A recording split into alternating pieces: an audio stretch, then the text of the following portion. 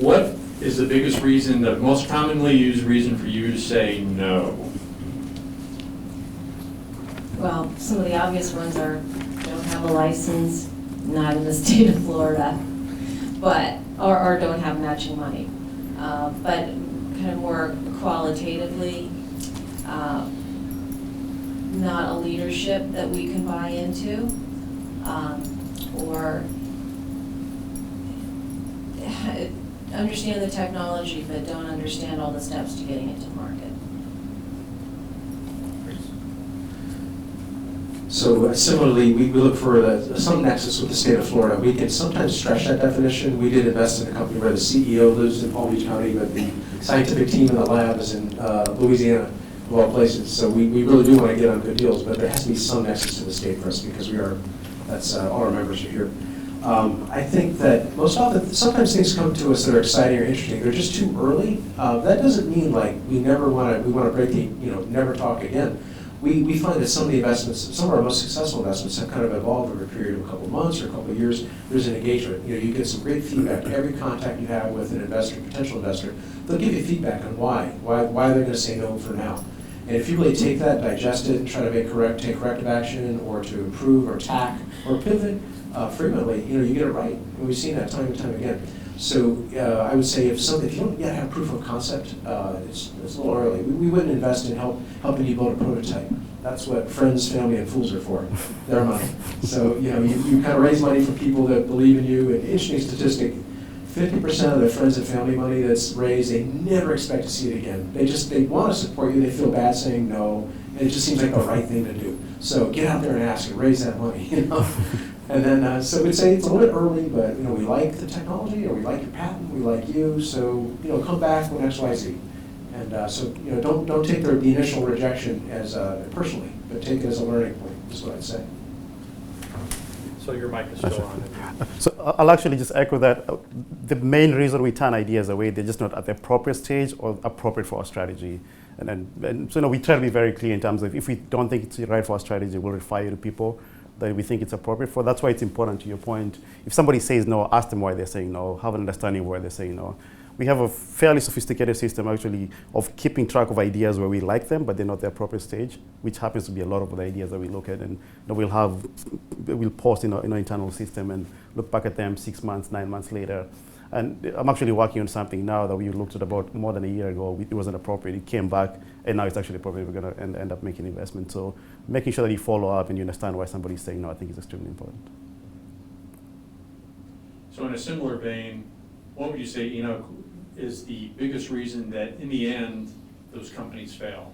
When you see failures at your end, what is the crushing matter that really brought the company to its knees?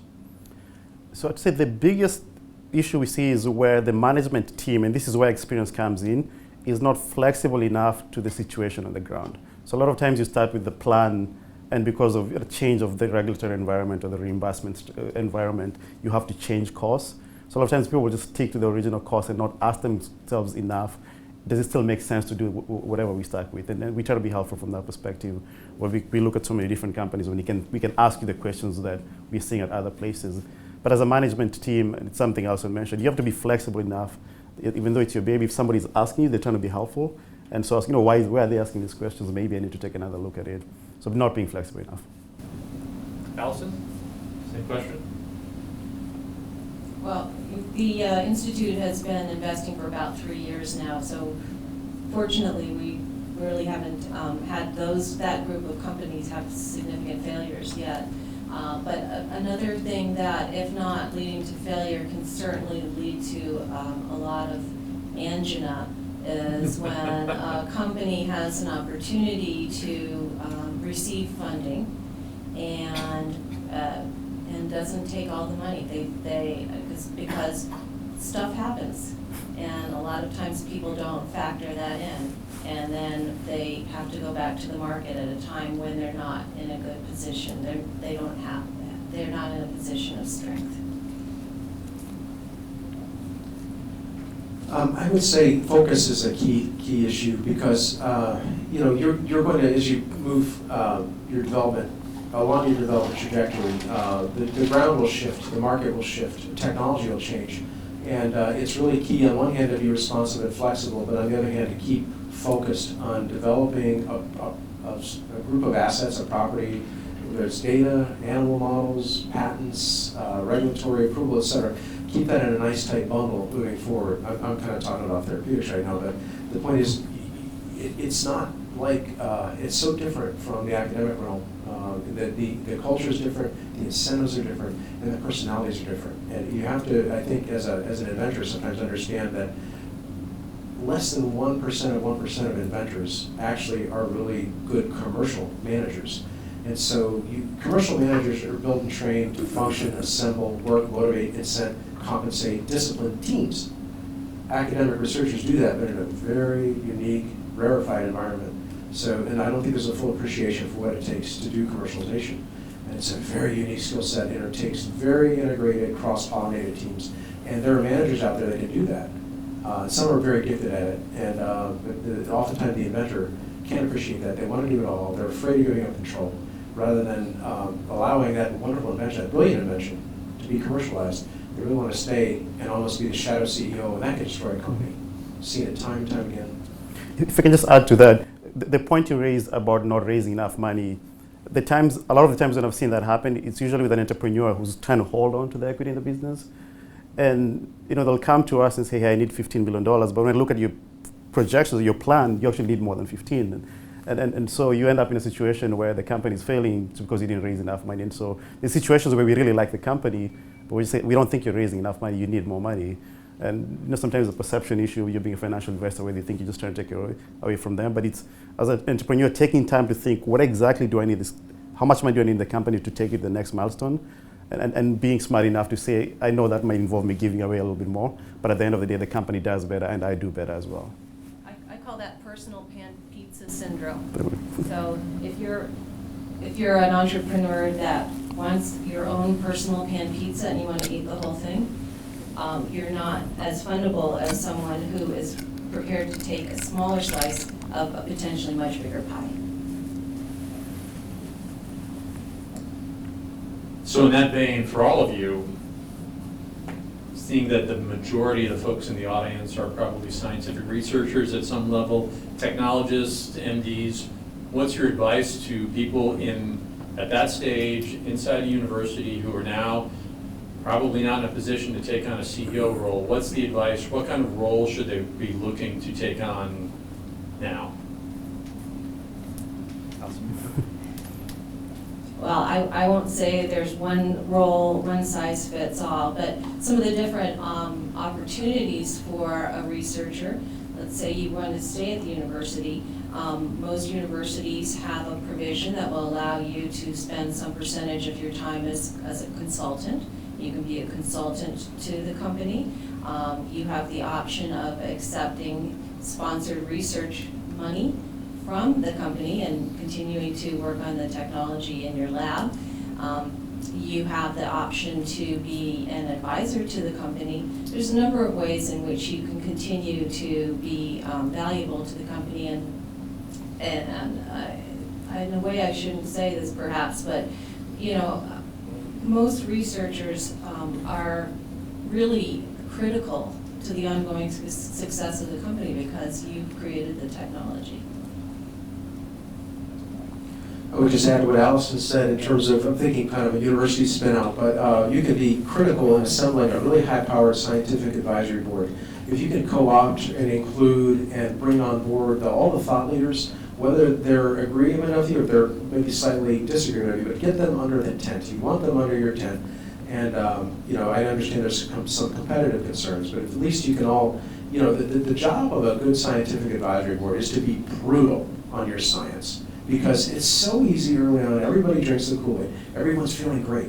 We're developing this, we're seeing, the data's looking great, this is so good, and everybody believes everything's excellent, and the excitement of forming a new company takes hold, and nobody stands there and says, wait a second. Rarely happens.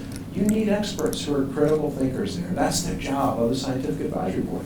And only you as a scientific inventor really knows who the thought leaders are and who's going to like it or not like it. You want to take that tough medicine, get that involved in your company, because eventually, I guarantee you, they will catch the enthusiasm. They'll come around, or you'll integrate some of that feedback they've given you, and you'll tack right or left, just like as you should, to make the technology optimized for commercialization. So I think that's something that only the scientific inventor can do well. So I'd actually take it a step back further. Before you even make that decision, I think you just need to do some soul searching and be honest with yourself about what is it that you really enjoy and want to do. Because I've seen really smart scientists who actually become really good CEOs, but it's a process, and they're very honest with themselves about that. They surround themselves with the right people, and they learn along the way. But I've seen really smart scientists who become CEOs and still want to be scientists. It's almost like sometimes you're confused. Are you the scientist? Are you the CEO? And at the appropriate stage, it's okay for you to be the CEO scientist. But as the company grows, sometimes we need to grow into something else. And you have to be honest with yourself and say, do I want that? Am I willing to do the work that's going to take for that process to happen? And once you've answered that question, then whether it's bringing somebody else in or just rolling up your sleeves and saying, hey, I'm willing to do the work that I need to do to learn, then it becomes an easier process after that. Sure. So at this point, happy to open up to questions. There's got to be some questions. Right here. Much has been said about getting in. I just want to have an idea of what's the criteria for getting out of an investment. When you decide it's a good exit strategy, or it's a flame out, and how do you find late stage?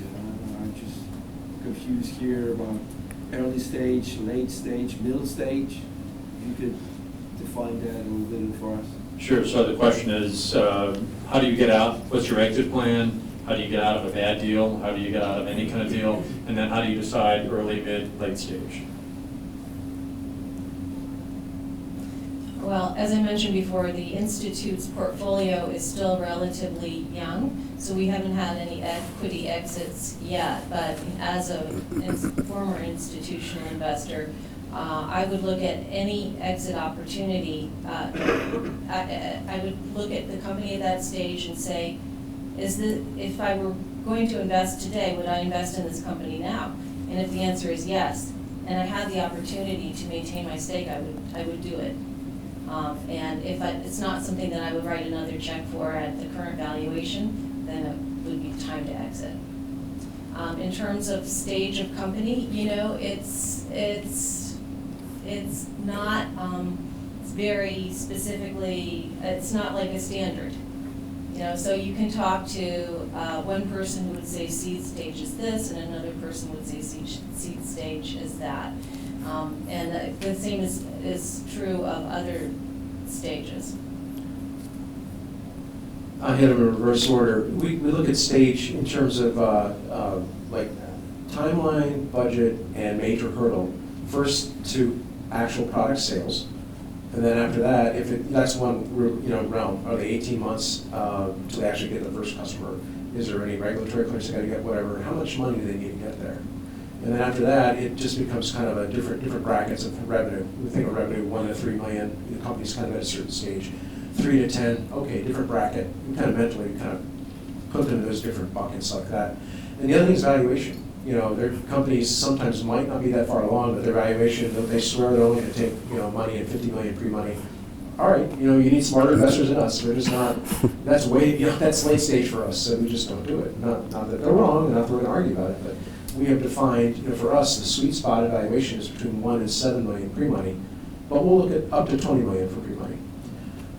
When to get out as an investor, you keep looking at the company's progress. If you see progress, you keep investing. If you see lateral progress, which just means kind of like flatline, maybe you support for 2 additional investments. Our investors, about 40% will do the second check, which is voluntary. The first investment is mandatory, and the second was voluntary. That 40% might participate. The third check, maybe 25% participate, just to support the company, realizing one's not enough. But then if the company's not doing well, or just sidelined, or if management's really just not, working with the board, then we're, refusing to write the next check doesn't shut the company down. But if if management can't raise money, that'll shut the company down. So as a professional investor, our target's a little bit different. One, we have a set of defined returns that we target to make for our limited partners, as we call them. So we look at a path of how we get there, and sometimes we get there sooner than we thought we will. Sometimes it takes a little longer. And so that's one factor that determines when you exit the company. to the markets. A lot of our IPOs, a lot of the exits we do are through IPOs. So when the market is open like right now, sometimes you IPO companies that you never thought would IPO. I mentioned I work as an investment banker doing biotech before, and we were IPOing preclinical companies. I'd never thought in my short life we'd ever be doing that, but there's a fair amount of preclinical companies that are IPOing right now. I mean, so given the window is open and the market is willing to bear that, then you go out and check those companies out. Similarly, on the strategic side, a lot of the diligence we do while we're looking to invest into a company is understanding how the larger companies think about the space, right? So if you're looking at medical device companies, we'll think whoever you can think, Boston Scientific, Medtronic, Stryker, and talk to them like, what do you think about this space? Is this a space that's of interest to you? And sometimes they define when it's time for us to get out. If they like a company enough, they'll decide when it's appropriate for them to buy, and that helps define when you get out. Similarly, what's late stage and mid stage? The lines have really blurred. A preclinical company used to be really early stage. A lot of preclinical companies now are late stage with late stage valuations. The likes of Junos and Kites, preclinical companies trading at billions of dollars of valuation. We just can't, we can't play that game because we can't win. But there's public investors who are willing to do that because the market is supporting that. So I think that the lines are blurred. For example, with a medical device company, I agree with you. 3 to 5 will be mid stage. With a PMA company, maybe that's not really mid-stage, right? You need a little bit more money to get before you get to market. So it's very specific by subsector, by whatever opportunity you're looking at. And there's a lot of external factors sometimes that will determine whether you get in or out and what stage of the company is. Gennaro? Yeah, I just was wondering if you guys can comment on how you view different mechanisms for investment in angel rounds, convertible note versus equity deals. Do you want that answer from the angel guy first or from the VC first? Call the angel guy first. Probably the angel guys. Well, they do angel investing too. So Because I've run across this issue. Thanks. There may be 6 big raging philosophical debates within the angel community, and one is, do you do a convertible note or not? Traditionally the convertible note was when you knew within 12 to 18 months that there was clear visibility to an institutional round. You're pretty sure the VCs were going to come in, and so you weren't going to gum up the terms or the capital structure. Just, all right, we'll let the professionals price it, do all that, we're good with it. But then during hot markets, and there is a decided market cycle in all this, when the tech economy is hot, when there's IPOs, when everyone's talking about Uber and how to get the next big thing, there's the hype cycle's up, all of a sudden everybody wants to do an angel investment. Well, then it seems like the entrepreneurs have more leverage. So then they're saying, well, we're only doing convertible notes. And why is that? Because they get to take money and build the value of the company without actually pricing the stock at a lower valuation. So I'm kind of wandering around it, but I'll say for our group, we really don't like them because we feel we earn that risk. We want to price it at this moment in time. We don't want to give money, have you build value, and then you tell us what it's worth. That doesn't seem right, so we prefer not to. Now, recently, we did a very interesting thing. An entrepreneur told us, and I used to work with him, for him, so we had a personal relationship, but he said, we're going to raise VC in 18 months. Like, I believe you. But trust but verify, the Russians used to say. So, in 18 months, if you haven't, here's the term sheet we're going to revert to. And it's a little bit punitive, because I took the candy, I took your candy, and I ate it, and it got me sick. So we have to decide now whether, because guess what? He did not raise the institutional capital, so we have to decide what to do with that. What about putting caps in place? 'Cause that's Caps can be helpful, but still, yes, they're helpful to a degree. But why not let? Let me make an argument for that. Okay. Well, I'll try, because I'm Sure. learning this. If you have a cap, it's really for the second round of investors that come in, right? Because when they look at you, they always go, how much equity have you given up so far? So if you gave a big chunk for a very small amount of money, and then all of a sudden your valuation went up through the roof in a 12-month time, the next investors, if you wanted to raise a larger chunk of money in a proper Series A, they're going to come in. Are they going to look at this oddly, like, why did you do an equity deal for such a low amount? It's a company coming to them, why didn't you do a convertible note? It would be better for them. The next round investor doesn't. They're going to get what they're going to get. They're going to price it and get their percentage. No, that's. I'm holding off to hear this story. They're going to get what they want. Now, their big concern is there enough left for management? Okay, so if they're smart, they're going to look and see and say, not enough left in the options pool. Right. The ratio of vested and unvested stock of the managers and the key hires and say isn't where it needs to be. And so then They basically hold a gun. The VC holds a gun To the to the founder, to the CEO's head, says, you tell your forward investors that this is what we need to see before our money comes in, right? And that's, as a VC, that's a discussion you don't want to have, but you often have to. Yeah, And that's right. it happens often when, I hate to say, when the non-professionals are pricing these deals, because they just misprice them. We're going through a situation now where it's amazing technology, amazing market opportunity, but it was totally mispriced. That's a great point. Totally because mispriced. If you're an investor coming in early and you see this company as being the greatest thing you've ever seen, you probably, want to avoid that problem. Absolutely. So why not go in as a convertible note? You're in the company, you're the first, you get a discount, everything's good. Company goes up the way you expect, you get your, no? It's It's probably one of those things we'll never agree. And I'll weigh in as a guy who just wants to see the deals get done. And I want to see it facilitated. I've got a room full of potential deals here, and I want to see it, whatever to make the investment happen. And nothing personal, but I don't care who invests as long as it's somebody, because my job is to get technologies out the door. And I say, honestly, researchers, it's the same thing. Sitting in here and waiting for that perfect deal, or waiting for the perfect angel round, or the perfect, it's not going to happen. And you're never going to be able to make decisions with 100% of the data. We're going to make them with about 10% of the data. So get out there and get the deal done, whatever deal you can. The right deal is the deal you can get done. And if I can add to that, at the end of the day, no matter what you think about the professional investors, we're all aligned in our interests. We want to do well, we want you to do well. Because the last thing you want is a CEO who doesn't feel like you're treating him fairly, because he's not going to work hard, right? And so we'll do what we can within the constraints of what the financial market and the financial valuations allows us to do. And that's why put yourself in a situation where then we're going to have the really bad discussion of you mispriced these, and we're going to recap the company, and nobody's really happy. And we want us to be successful. we all want to be successful, and we'll help you do it. Yeah, we'll help you do it. Exactly. There's a question right there. Yeah, I have a question for the angels and then the VCs as well. For the angels, for those scientists in here, we're constantly trying to perfect what we do and keep on moving.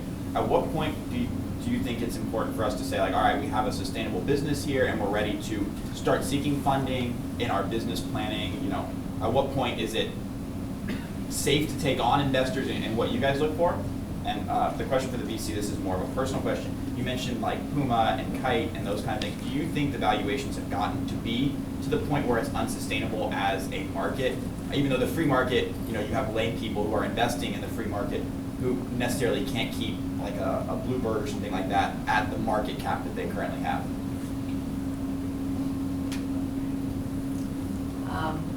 So repeat the first question, please. It was kind of, personal. Oh, when is it? When is it your applicable to come product seeking for When is your product investment? ready? Right. Yeah. So you've probably heard the phrase minimum viable product. I would encourage people who can, if you're an FDA need an FDA approval, you can't do this. But if you have some kind of other product where you can get a minimal viable product into the market, I would encourage you to do that, because then you get the consumer feedback, and that will help you to make sure you're on track with the product. It also gives you some consumer validation, which can be helpful in terms of going out and getting funding, because you've taken some of the risk out because you got into the marketplace.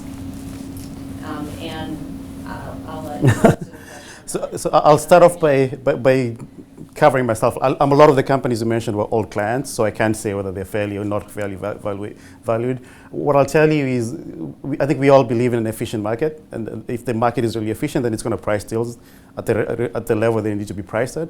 We also know that markets are cyclical, so we're going through a really good period right now. I don't know that it's going to be that way for however long period of time, and so if you have a company right now and you're a CAR-T company, who cares? It's preclinical, you go out, right? Because as she mentioned, the one thing is you want to raise money when you can. Because when that window shuts down, you don't know when it's going to be the next time it opens up, right? And so a lot of our clients, they weren't so sure about the right thing. Like, the market is open. With the Jobs Act, you can actually go there and now test the market, talk to a few investors and see what they think about the story. And so that allows you to go out there earlier than not. So then the other thing you have to think about is what's changed from an industry perspective, right? Especially in the biotech side. I remember when I worked at Bristol and we were doing M&A, like we wouldn't look at phase 2 companies. It's like, it's too early. We wanted like commercial ready product. And by the time I left, we were looking at like phase 1 companies, the preclinical companies, because everybody was just competing down. And if I waited until it was phase 2, I'd miss out on all the interesting technologies, right? So there's a lot of external factors that force you to decide whether you act now or not. And there's a lot of smart ways to do that. You know, we'd license products, we'd do regional deals. But I think there's a lot of that that's driving a lot of the valuations that you're seeing in the biotech industry. And the fact that they keep going out at higher and higher valuations says maybe it's not too high. I would say for non-therapeutic and non-med device companies, if you're like 18 to 12 months for revenue, every angel group is different, every angel investor is different, but they're slightly different. But our group, we like to talk. Let's start the conversation. It may be interesting enough where we can provide you that capital, either a loan or in a syndicate to actually get you to producing revenue and sales. If you're talking therapeutics and med device, I'd say if you've done enough homework and you have enough quality advisors in the various important critical areas where you can show a capitalization plan showing a timeline, budget, milestone, in a really articulate way with the help of advisors frequently, then let's talk.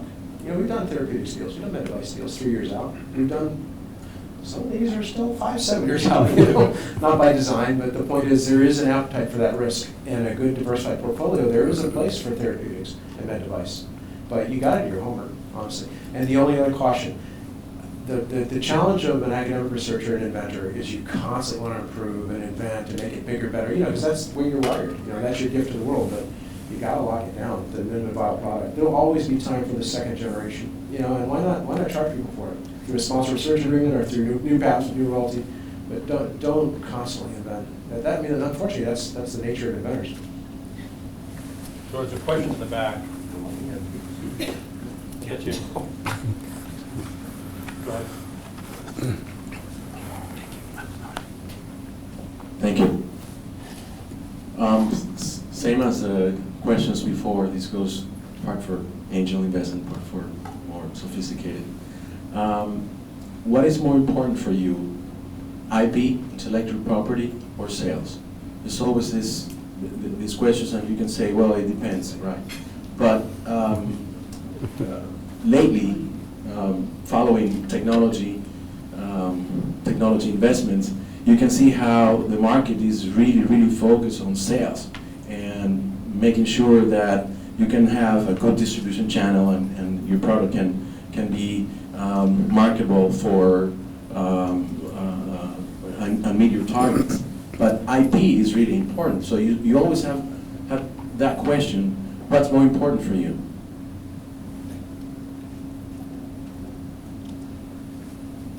Anyone? Something at that answer? So I think you're actually right. It depends, and I'll tell you why it depends, right? So it used to be that if you didn't have IP, especially from a therapeutics perspective, it wasn't really interesting.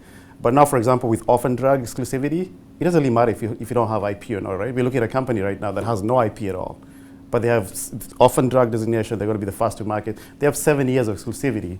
That's good enough for the market. That's good enough for the strategics. So the IP discussion doesn't come into place as much, right? But again, as a VC, I always want to see IP where I can find it, but I understand it's not the end all be all, right? We're looking at a medical device where they've been testing this thing for about 10 years. And so when you look at the patent, you don't have that much life left in it. But if you look at the amount of technical know-how it takes to do what they do, you don't even worry about IP for another 5, 10 years, right? And we've talked to enough strategics where we know that's the way they think about the way they think about IP. Now, similarly to your question about sales or no sales, again, it depends. Think about all the biotech companies that have gone public in the last 3, 4 years. How many of them have sales? They're not even 5, most of them are not even close to like 5 years of sales, right? And it's interesting because when you look at medical devices, it's the exact opposite of that. As a medical device company, if you don't have sales, it's almost guaranteed you can go out. There's actually almost, as investors in medical device companies, we know the number that the public investors want to see from a run rate perspective before they'll even consider you as a potential IPO candidate. So there's such a dichotomy in terms of when you look at sales from therapeutics versus medical devices. So again, it depends on what the subsector is, what the market is, what the strategics are looking to do. That all determines what is important for that specific opportunity. Just 2 quick comments. It is very sector specific for angel investors. In software, we don't really care about patents because they're not really defensible. They're very rarely defensible. Business process patents maybe more so, but we don't really care about that. But in med device and therapeutics, it's more important to us because we don't have a lot to hang our hat on. And then again, I think it is cycle determinant. The hype cycle being what it is. There's so much disruptive technology right now with social media and mobile technologies that everyone is racing to grab real estate. Again, I'm not really talking about therapeutics and that device, but there's such a land grab now that there's kind of a mental, psychological emphasis on revenues. Just get out there, get sales, get customers, and patents can follow, particularly with how much I take to get a patent now.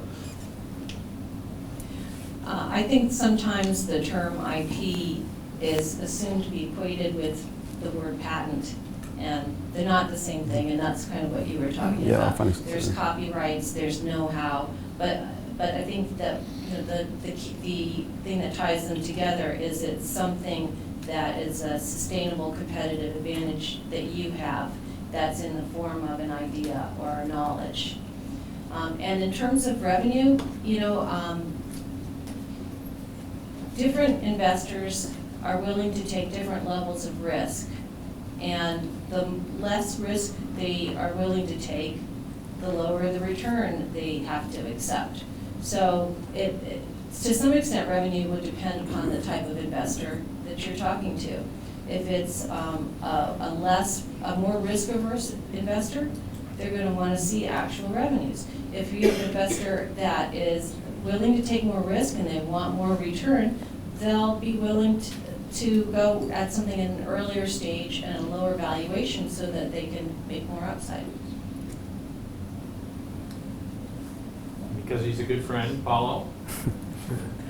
How do you put a value or a price in an early stage company? Oh, boy. That is the most difficult thing for me to understand. You saying the emperor has no clothes? From the angel perspective, there's we're supposed to consult databases out there that index this. There's well-paid people that do great jobs in like debriefing everybody on every deal that's ever done, supposedly, if you can get it. They ain't cheap, but we're supposed to do that.